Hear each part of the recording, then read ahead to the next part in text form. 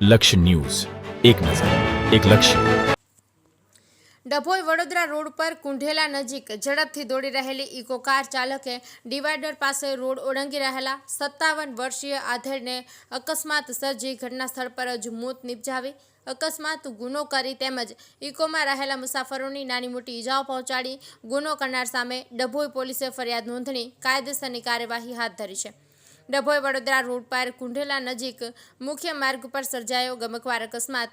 સંખેડાના વતની કુંઢેલા નજીક પોતાના વિગો મોપેડ લઈ રોડ ક્રોસ કરી રહ્યા હતા. તે અરસામાં વડોદરા તરફથી પૂરપાટ દોડી આવતી ઇકોના ચાલકે વિગો મોપેડ ચાલક આધેડ સલીમભાઈ કરીમભાઈ મંસૂરીને અડફેટે લઈ ઘટના સ્થળે જ મોત નિપજાવી ઇકો કારમાં સવાર મુસાફરોને પણ નાની મોટી ઈજાઓ પહોંચાડી. ઇકો કાર રોડની બાજુમાં આવેલા વરસાદી કાંસમાં પલટી લાગી ગઈ હતી, જેથી સ્થળ ઉપર જ ભાગી જઈ ગુનો કર્યા અંગેની ડભોઈ પોલીસે મૃતકના પત્નીની ફરિયાદ લઈ ઇકો કાર ચાલક સામે ગુનો દાખલ કરી કાયદેસરની કાર્યવાહી હાથ ધરી છે. નિરંજન ચૌહાણ, ડભોઈ.